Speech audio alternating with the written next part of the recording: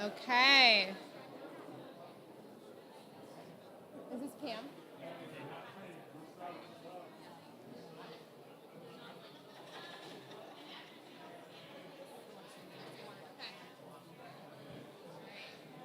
Good afternoon, everyone. Good afternoon. Thank you to the press for joining us. Thank you to the advocates and the government officials and everyone who is here.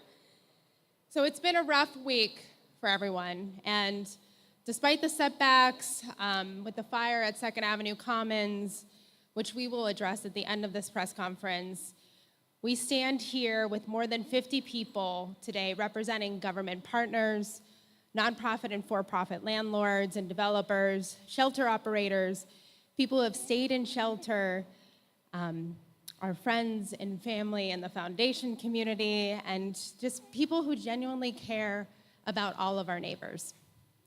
And we stand here ready to announce a new program to help move people out of shelter and into stable, safe, and attainable homes, 500 and 500. That means we are creating 500 units of deeply affordable housing.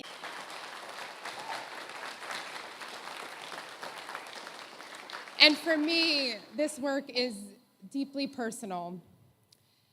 I know what it's like to experience housing instability.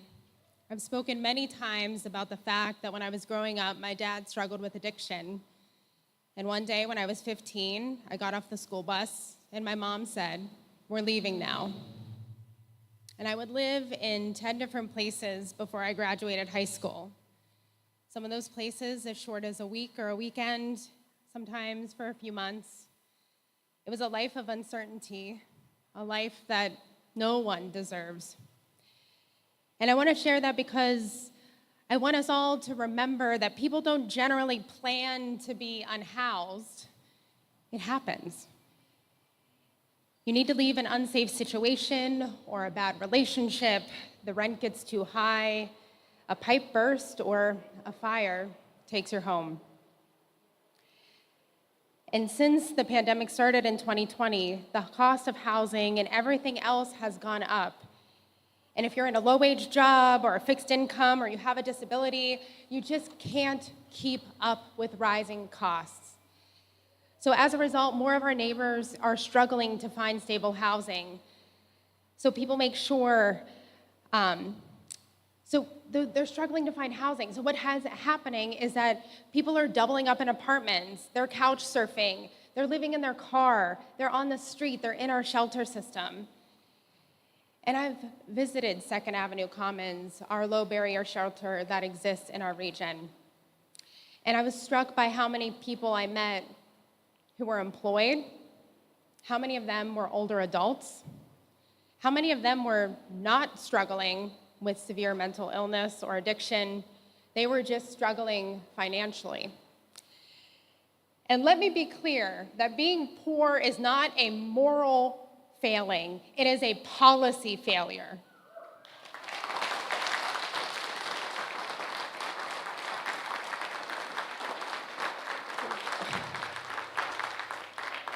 When I was there, I saw people who deserve dignified housing just like each and every one of us do. And I want to share a few numbers that puts the problem into context. So half of the people who come to our shelters in Allegheny County are staying for less than 2 weeks. But the median stay for the other half is more than 2 months. Last year, 14% of shelter beds were occupied by people who were in shelter for 6 months or more. And we need to remember that shelter is not housing long-term. It is designed for short stays and for emergency situations. It is never intended to be someone's home in the long run. So that's what brings us here today. We're launching a new countywide initiative called 500 and 500, and that is to identify, again, 500 apartments and homes that are affordable, safe, and stable for people who are ready to leave shelter in the next 500 days. We need people staying in shelter for fewer nights and moving on to stable housing. As part of 500 and 500, we will continue to provide services as they get back on their feet, looking for new jobs, applying for other benefits. But the key is to get them out of shelter and somewhere more stable faster, so we can free up shelter beds for other people who need them.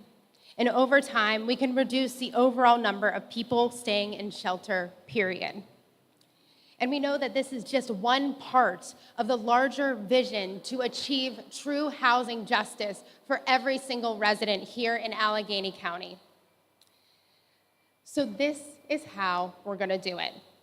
We're bringing together partners at all levels of government, private sector landlords, and developers, leveraging support from our nonprofit and foundation community.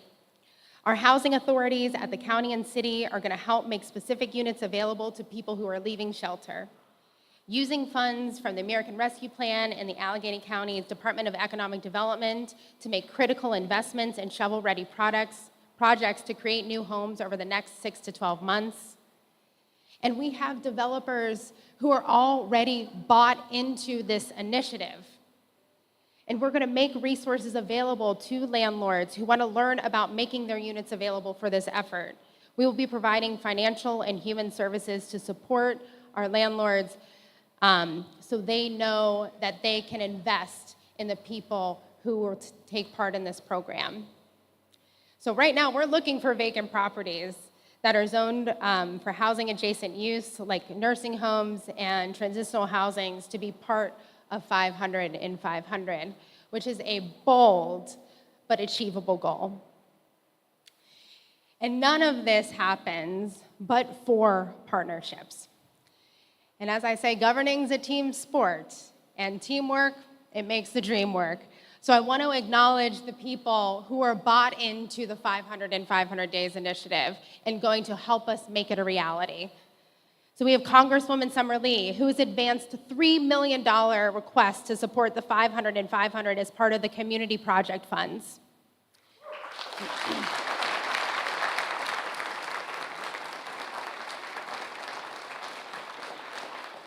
At the county, we are de-siloing departments, and we have DHS Director Aaron Dalton, who has been leading on this initiative, partnering with our Economic Development Director, Lauren Conley, and the Allegheny County Housing Authority, who are all stepping up to help.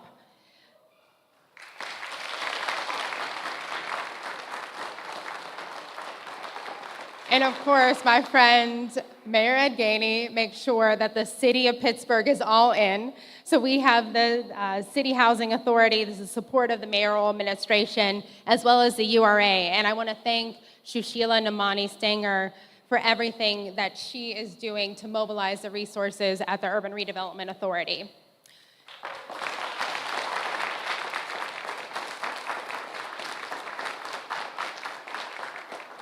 You know, we don't have a project like this for more affordable housing, and we are grateful for their support.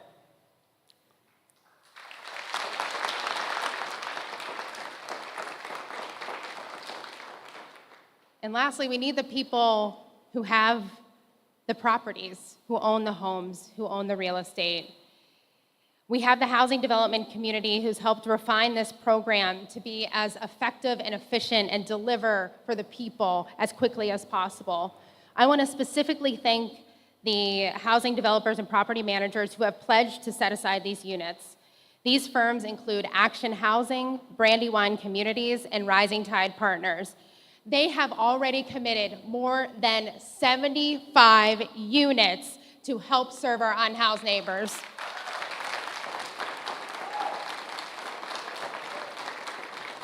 And y'all, we are ready to sign up more.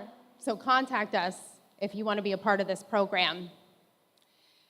But we all stand here, yes, because of a great initiative.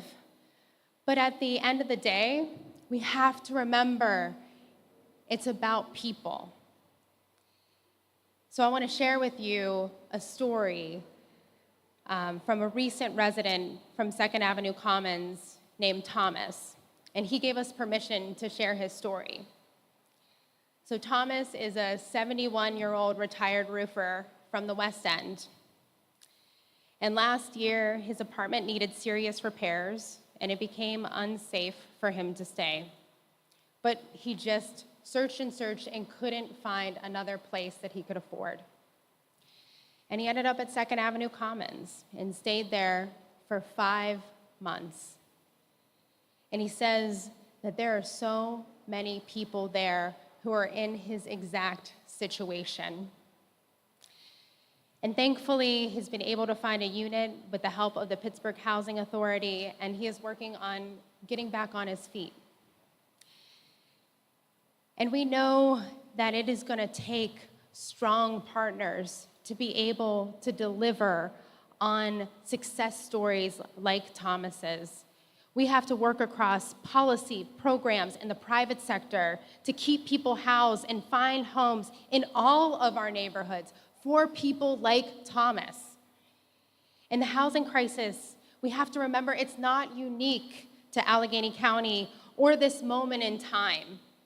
But right here and right now, we can offer up innovative and bold solution to that crisis.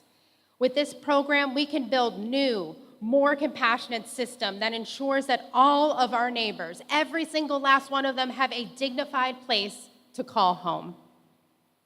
So thank you for everyone who showed up. Thank you for everyone who's a part of this program. This crowd represents the unity that is 500 in 500.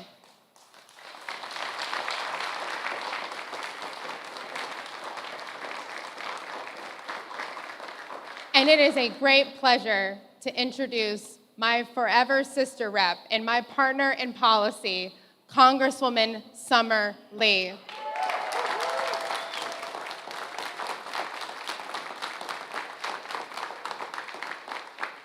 Good afternoon. It is such a privilege to be here with my forever sister rep who has really been taking this job, our county, by storm and has hit the ground running, proven what we can do when we govern from a place of compassion and empathy and love with a people-centered mentality. It's also a privilege to be here today with our mayor at Allegheny, the Urban Redevelopment Authority, and so many of our local partners from the housing community, from human services, for this critical announcement.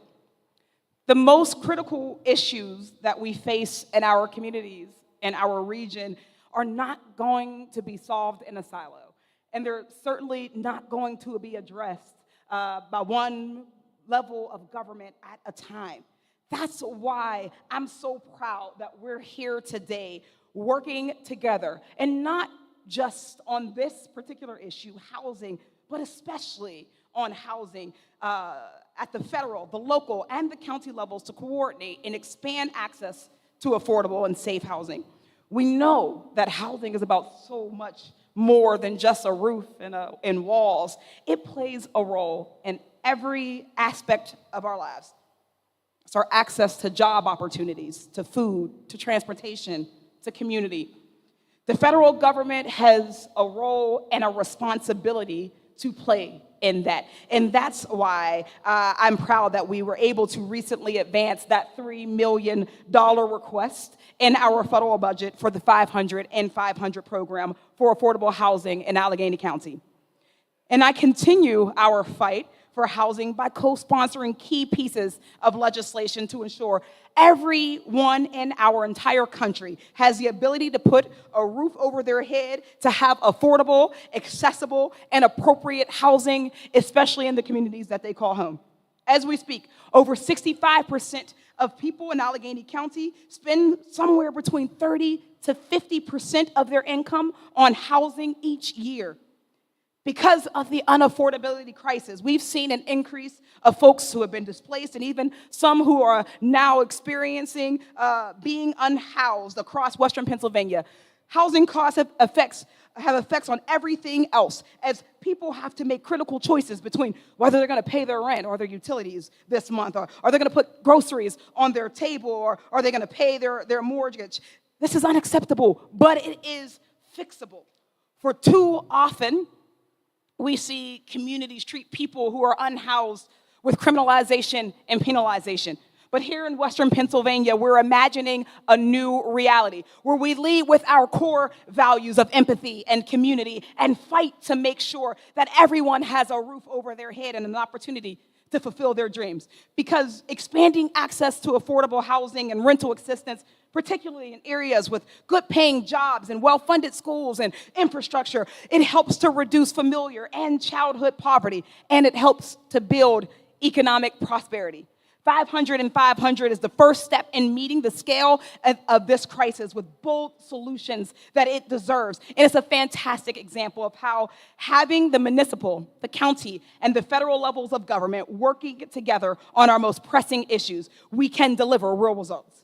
Whether it's pioneering the whole home repair program or bringing federal choice housing resources from HUD to one of our most systemically disinvested neighborhoods, or building 500 homes in 500 days, Pittsburgh and Allegheny County and the federal government are showing the country that we can come together and fight for bold, progressive solutions to some of our most difficult problems that we are facing right now.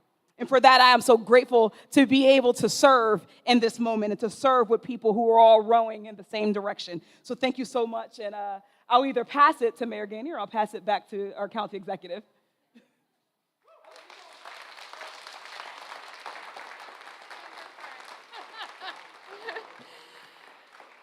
So our next speaker is someone who knows that in order to make an Allegheny County for all, we need to make a Pittsburgh for all. So give it up for Mayor Ed Gainey.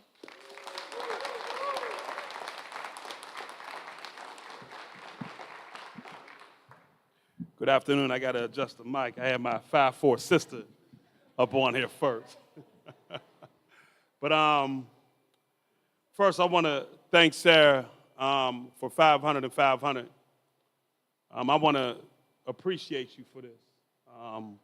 I think it's a great initiative. And I think that y'all should give her a round of applause for coming up. For coming up with this initiative. And Aaron Donald, what more, Aaron Dalton, what more can I say? You know, everything I've said about you in private, I said in public. You've really been a gift to this region. And I just want to thank you for your initiative, your hard work, and all that you do to make sure that we're addressing crisis the way we should. And to my team from Castor Binion, to Shushila, to Jake Pollock, to Lisa Frank, to Cal, I want to say thank you, because without you, then none of this could be. I really appreciate all the work that y'all put in. And to every organization here,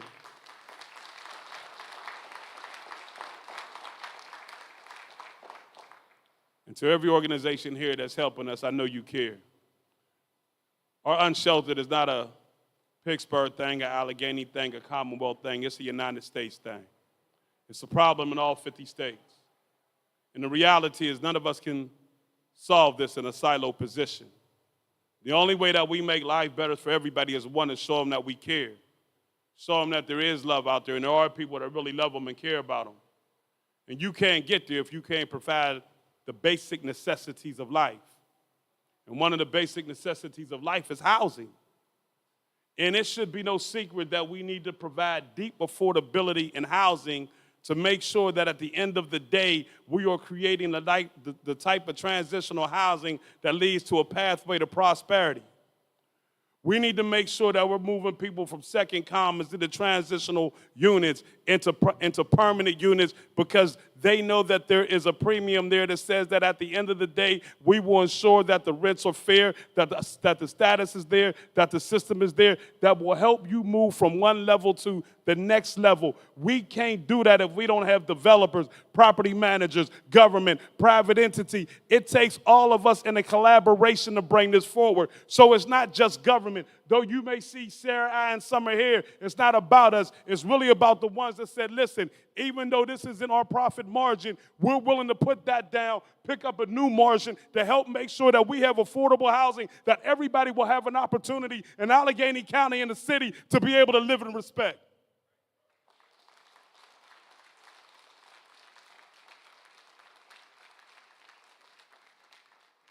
And for that, I am grateful for everybody that's here. I'm grateful for everybody that's participating. Change don't come because of silos, they come because of collaborations. And the more that we collaborate, the more that we come together, the more as a body we change the nation. In this city, we ain't following, we leading. Thank you.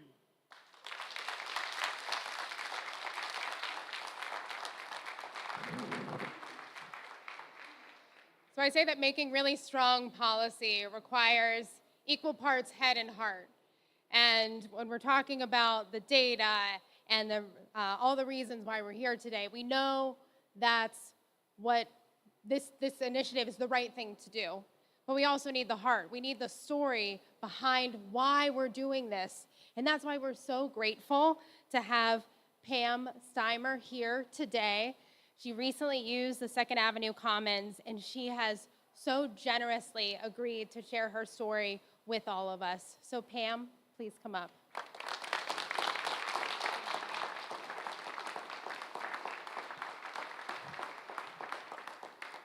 Good afternoon. Thank you for the opportunity to speak today. My name is Pam Steimer, and I recently experienced homelessness. I'm here to share my story. I want to provide you with a view of how the lack of affordable housing is causing painful struggles for working people like me. I'm a Pittsburgher, born and raised. I'm a single, middle-aged white woman, and I struggled to find an affordable place to live.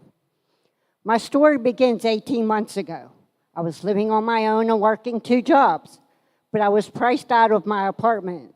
Then I couldn't find a livable, affordable unit. So I moved into a motel, hoping that would give me enough time to find a place. But rent prices rose so much that they were out of my reach. Even with me working 2 jobs, and landlords wanted security deposits equal to 3 months' rent or more. Most of my paychecks were going to motel bills. I wasn't making any progress finding an apartment. I was getting frustrated. I didn't want to go to a shelter, so I moved to another motel and then another until I had no options. I had to go to a shelter. I went to Second Avenue Commons and lived in the overflow shelter in the basement for several weeks before getting a room in the year-round shelter upstairs. I stayed at Second Avenue Commons for 3 months. At times I was ready to give up, but the staff wouldn't let me. They were wonderful. They provided me with support to stabilize my situation. They kept helping me, encouraging me, filling me with hope. So much so that finding a new place to live became my primary focus. This past month, I moved into an apartment in Brentwood, and I'm loving it. I'm able to cook meals in my own kitchen, sleep in my own bed,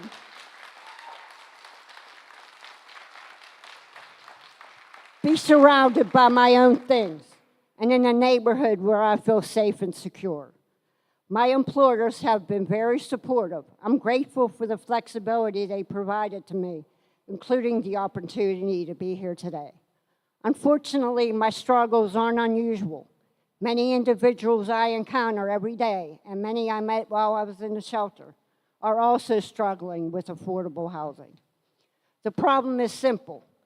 We need more places to live where the cost of rent isn't taking up half or more of our paychecks.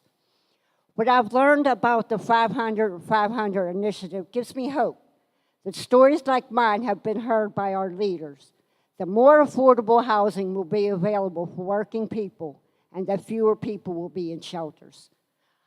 Because I don't want anyone else to experience what I did. I'm here today because of sharing my story can help even one person have an affordable home, then it's worth it.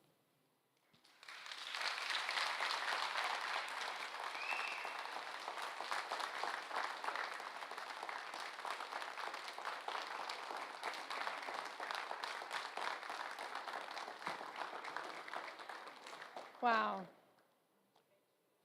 Thank you, Pam. Thank you. I'm sure all of us are grateful that you're here to provide your story and your lived experience. So our final speaker I'm going to bring up is the person who has been leading on this initiative since, I think, maybe my first week in office. And she has been an incredible partner and an incredible asset to our entire region long before I've held the office of county executive. Please welcome Director Aaron Dalton.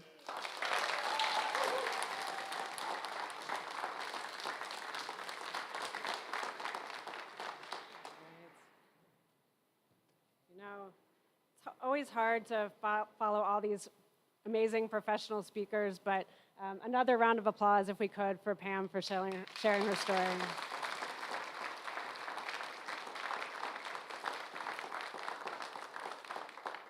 So I just want to thank everyone for joining today, and especially for the people standing up here behind us this afternoon. The people that are standing behind us are here because they got the call to action and they were ready to help. Everyone behind us looked into their organization for the assets they could bring to 500 and 500, whether that was units of housing, whether that was funding, or whether that was services and supports, or just great ideas. They are here because they got the call to action and are ready to help with 500 and 500. So round of applause for them as well, if we can.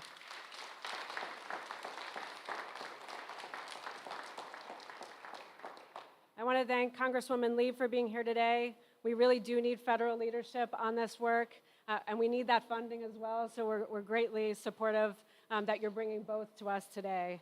I want to certainly thank the county executive in Inamorado for making this both a personal priority and a top priority for administration. Leadership in this means everything, and it is also why we are able to be here today.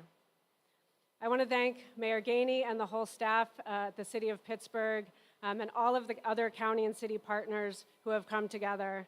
We wouldn't also be here without your leadership, and in my time in the county, which I've been here for a minute, I've never seen more cross-county cooperation or cooperation with the city than we have around this initiative, and it really makes all the difference. Sure. Yeah.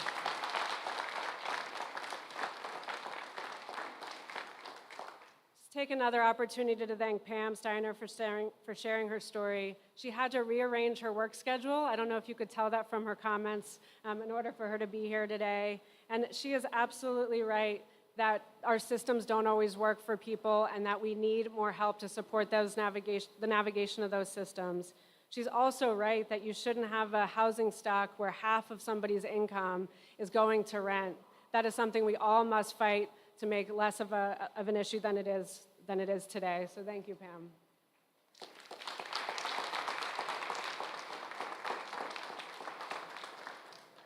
And because our efforts really do need to be grounded in people's experiences, I want to share another story. This is from a family experiencing homelessness. So Nakia, the mother in this family, wasn't able to be here today, but she wanted her story shared so that there was more awareness also of the issues of family homelessness, which can be more invisible than the kind of single homelessness that we often see on our daily basis. So Nakia and her family relocated to Pittsburgh this past November looking for a fresh start. Upon arrival, they immediately knew that they needed help because they couldn't afford housing, even with their two-income household, and still they couldn't find the unit that they could afford. After spending months first living in a hotel, they were forced to relocate to shelter. While they were there, they wanted to make sure that we knew there were other families struggling just like them with the same lack of affordable housing. Amazingly and fortunately, last month, they were able to move into their own apartment with the help of folks at DHS and importantly, the folks at the Allegheny County Housing Authority. We're so grateful that Nakia and her family were able to find a unit there. And that's really part of the early parts of this initiative, is making those kinds of units available to families like Nakia's. Nakia wanted you to know that the transition has been smooth, and she's grateful for the support that she received, but really wants to make sure that no other families, as Pam said, are struggling with this kind of experience in the future. So thank you to Nakia and her family for sharing their story. So just a little bit about why we are here today. From my perspective, we have two big problems facing us in terms of homelessness, and I think 500 and 500 is an initiative that can help to solve both. So thinking back to the pandemic, in the height of the pandemic, we were all kind of sheltering in place. Something was happening out on the streets, not just in Pittsburgh, but across the country. For the first time in 2020, unsheltered homelessness in this country surpassed sheltered homelessness. meaning we have more people living on the street than we had in shelter for the first time. And it's been no different in Pittsburgh, where we've also seen a steep rise in unsheltered homelessness. And you know we don't have that much to offer people. You heard Pam morning and take her stuff and only to come back there that next night. That is not a dignified way to live, and it is not a way that people can build their lives. If you have to run your entire life around getting shelter, how do you get to that medical appointment? How do you get to work? We don't want that for people. In addition, when we looked at our shelter population, we found that some new things were happening, things that were a bit of a surprise even to those of us who do this work. We found people like Pam and Nakia who are, in my words, relatively low vulnerability, people that are easy for us to house. 3/4 of our shelter beds are now being taken by those people who we know we can house quickly, many of whom are first-time homeless, many of whom have some income, and those are the people and the units we want to prioritize for 500 and 500. So you can imagine why this is not great for the people who are living on the street or who are finding themselves really living in shelter, staying there much longer than they ever have before because they can't find an affordable unit. But you can also imagine why this is bad for the system. If people can't exit shelter, then we will always be full, and we will not be able to make proper offers of help to people living on the street. When you have these two problems of too many people living on the street and people literally living in shelter and having nowhere to go, you essentially have two choices. We can continuously, as a community, build more shelters, because we won't just need one more. We'll need to continuously build shelters if people aren't able to leave. Or we can help people to get out of shelter. And that's the choice we've made, and that's the choice all of our partners have come here today, and what 500 and 500 is all about.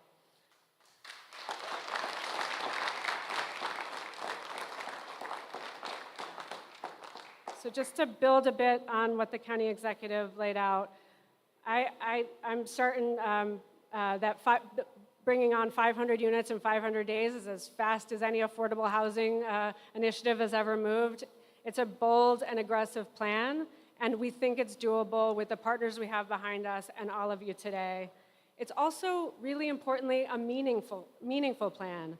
Creating 30 or more exits to this kind of housing every single month will bring hope to people who are staying in shelter and staying on the street. Too often, I hear from people, why would I fill out that housing application? I know I'm not getting in. Well, as people are leaving shelter to housing, I think that brings hope to people that we can, in fact, find opportunities for them. So it's not just about getting flow through our system or reducing length of stay in shelter. It's also about building hope for people who are in our community. And as you've heard, our partners have really stepped up. When we presented this option and this call to action, people were, kind of trying to raise their hands in front of one another, offering what they could, units and funding and support. We are also, I think, fixing long-standing intergovernmental issues that have plagued us for a long time. With this kind of an ask, it's much more clear how groups like County Economic Development, the housing authorities, the URA, can really get behind groups like us at DHS who are helping to solve a problem in reducing homelessness. So just as an example of that, it's maybe an example I'm not proud of, but it shows you where we are and where we're going, right? So last year, only about a dozen people left shelter to a county housing authority property. Last month alone, 20 people left shelter, and we know we can do even better than that.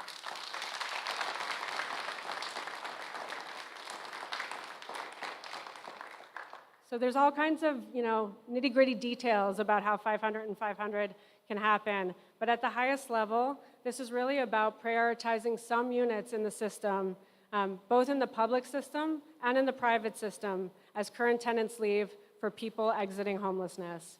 It is about accelerating efforts and capital to make repairs to units that we have that are currently offline, but that can be put back online for people to be housed immediately.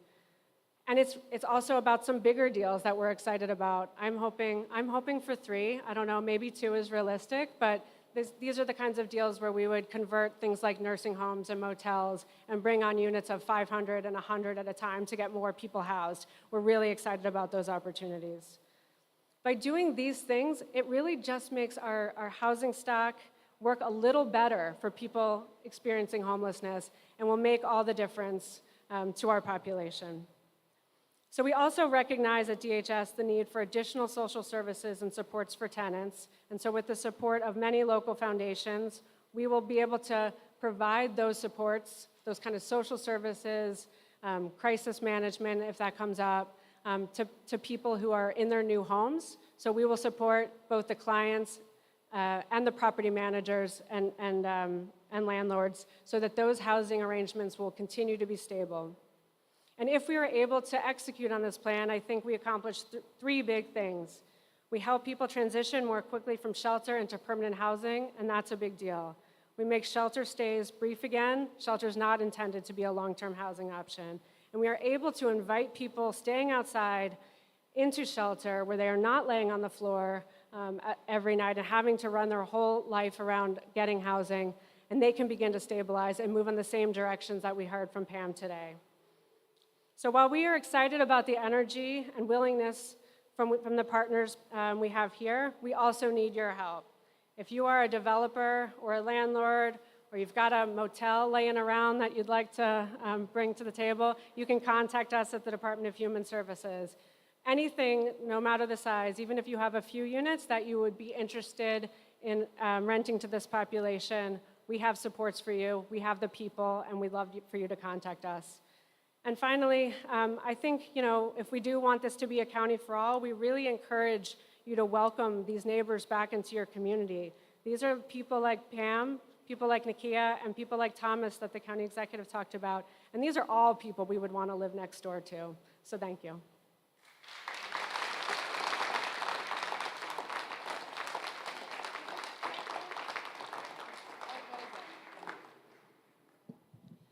So as your county executive, I know that I cannot do this work but for the engaged, committed civil servants that work in county government. So can we just give it up for our civil servants, our public servants in county government? Thank you, thank you. And I just want to, before we wrap, just name a couple more people. So Ed Newser has joined our team as the first ever Director of Housing for Allegheny County, and he's helping to coordinate and de-silo and build partnerships. And I know we need partnerships up and down the spectrum of government, and so I'm so grateful to be joined by County Councilman Dan Grisbeck, County Councilperson Susan Falagi, and State Representative Joe McAndrews as well. So really bringing the team together for this. And I want to just note that we have launched a website specifically for 500 and 500. So if you are a person who is looking for housing, if you are a person who has a motel, who owns property, who wants to be a part of this initiative, please reach out to the Department of Human Services. Visit our website. It is 500 and... Oh, that's long. It's 500 and 500.alleghenycounty.us, where you can find more details and information. So with that, we're going to transition to giving an update around 2nd Avenue Commons. I just have to say that, again, we have taken a major blow in the housing space with the fire from this week. But I really do have to applaud the Department of Human Services, Action Housing, Pittsburgh Mercy, the David L. Lawrence Convention Center staff, UPMC, who's providing medical care, the Red Cross, and a slew of other community partners who mobilized so quickly to make sure that we could set up a shelter down in the convention center. And I want to thank all the residents and users of 2nd Avenue Commons for being patient with us and being flexible and being able to work with us as we figure out what's next. And while the building is uninhabitable at this moment, we will be getting more information in the coming days and weeks on what the cost and timeline is going to be to make sure we can get people back into that space. And that's why I need to reiterate that Department of Human Services, everyone who works at 2nd Avenue Commons has the full support of my administration to get it back up online. And I've been working and speaking with our philanthropic partners, our business leaders. PNC has given its full-throated support on getting this shelter back online and up and running. And we are working together to find a solution. And Director Dalton's going to provide a little bit more of an update as well. Thanks. So just in terms of numbers of people, so last night, 125 people stayed at the David L. Lawrence Convention Center. There were 115 people the night before. We know that we're grateful that people are welcome to stay at the convention center until we've identified more permanent options. We are working on those options now, and we will have more announcements next week about the longer-term plans and where people will be able to transition. We're also working with our partners at UPMC who run the medical center at Second Avenue Commons. We'd like to find them space and working on that so that they can continue to serve all of the population and many people who experience homelessness, but also other people who can come in and access those services and get needed medical care. We do want to note we've really received a lot of requests for opportunities to donate. So for those of you who would like to give financially, you can visit pittsburghmercy.org to contribute. We also do need a lot of clothing, and we're doing a clothing and gift card drive for shelter residents. Donations can be made at the Human Services Building. That's 1 Smithfield Street, Monday through Friday between 8 and 6. So we appreciate all the donations that have come so far, and we're happy to take more.